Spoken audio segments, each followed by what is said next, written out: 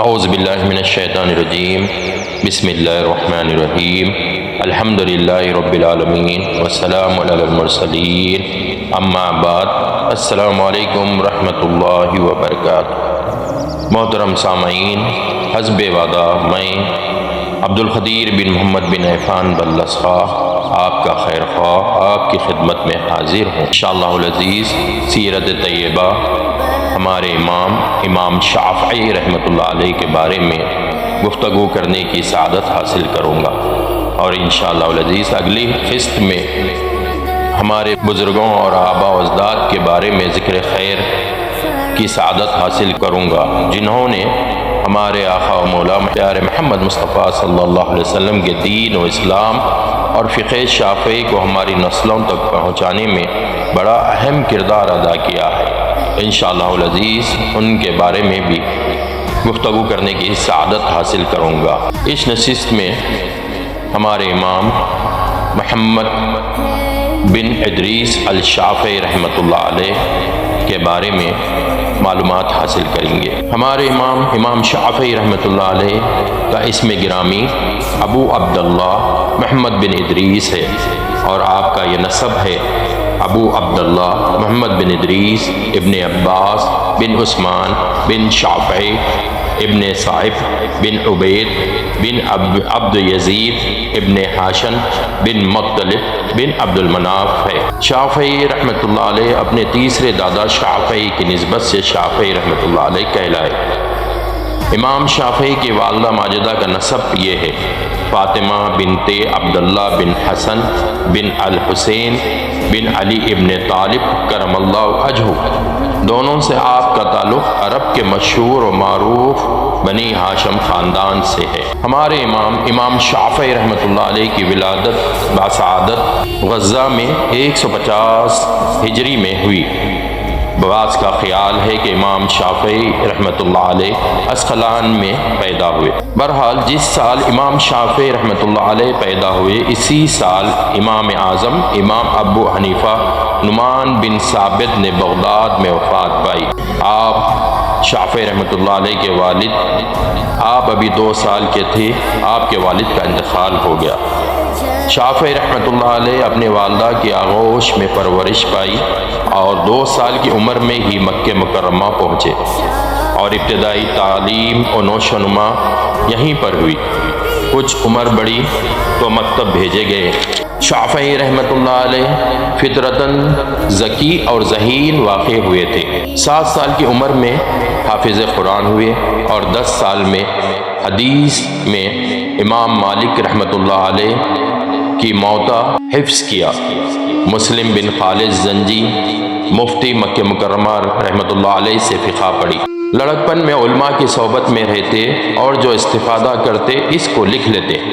مکہ مکرمہ سے مدینہ طیبہ پہنچے اور امام مالک بن انس رحمۃ اللہ علیہ کی شاگردگی میں داخل ہوئے، اور ایک مدت تک آپ سے فیض حاصل کیا۔ بالآخر ہجری میں آپ بغداد آئے۔ ان دنوں بغداد علم و فضل کا گہوارہ تھا۔ آپ کی بڑی قدر منزلت ہوئی۔ آپ نے یہاں 2 سال گزارے، اور آپ نے مذہب قدیم پر تصانیفیں لکھی۔ کچھ دنوں مکہ مکرمہ گئے، اور پھر 198 میں بغداد واپس ہوئے، اور مزید 1 مہینہ قیام کر کے مصر کو روانہ ہو گئے۔ مصر کی قدیم درسگاہ جامع عمروں میں 6 سال درس و تدریس میں مصروف رہے، اور مذہب جدید شافعی فقہ کی بنیاد ڈالی۔ علامہ حمومی رحمۃ اللہ علیہ نے تصانیف کی فہرست میں 143 سے زیادہ کتابیں درج کی ہے۔ حدیث میں سنن الشافعی، فقہ میں کتاب الام زیادہ مشہور ہے۔ آپ متقی، پرہیزگار، عبادت گزار، شب بیدار تھے۔ عمر بن نباتہ نے فرمایا، آپ کے بارے میں عمر بن نباتہ نے فرماتے ہیں کہ خدا کی قسم میں نے شافعی رحمۃ اللہ علیہ سے بڑھ کر کبھی کسی کو پرہیزگار، خوف خدا رکھنے والا، سخی، عالم، بزرگ، کریم و عظیم اور افضل نہیں پایا۔ اور امام یونس رحمۃ اللہ علیہ فرماتے ہیں کہ میں نے امام شافعی رحمۃ اللہ علیہ سے اس خوبی سے قرآن مجید کی تفسیر بیان کرتے ہوئے سنا کہ گویا آپ نے نزول قرآن کے وقت موجود تھے۔ امام شافعی رحمۃ اللہ علیہ کو ابتدا میں علم و حدیث سے زیادہ لگاؤ تھا۔ اسی لگاؤ کی وجہ سے آپ نے موطا علم امام مالک رحمۃ اللہ علیہ کو 10 سال میں حفظ کر لیا تھا اور دیگر شیوخ کاملین سے علم و حدیث حاصل کی اور آپ نے اس میں بلند مقام پایا۔ اسی وجہ سے فقہ میں آپ کی زیادہ شہرت ہوئی۔ عمر کے آخری حصے میں علم اجتہاد اور یاد الہی میں گزارا۔ آپ رحمۃ اللہ علیہ سچے عاشق رسول اور اہل بیت سے بے پناہ محبت رکھتے تھے۔ اہل بیت سے اس قدر محبت تھی کہ آپ نے فرمایا اگر اہل بیت کی محبت شیعہ ہونے کی دلیل ہے تو مجھے قبول ہے۔ آپ اہل بیت کی اہمیت کو اجاگر کرتے ہوئے فرماتے تھے اگر نماز میں اہل بیت رسول اللہ صلی اللہ علیہ وسلم پر سلام نہ پیش کیا جائے تو نماز فاسد ہو جاتی ہے۔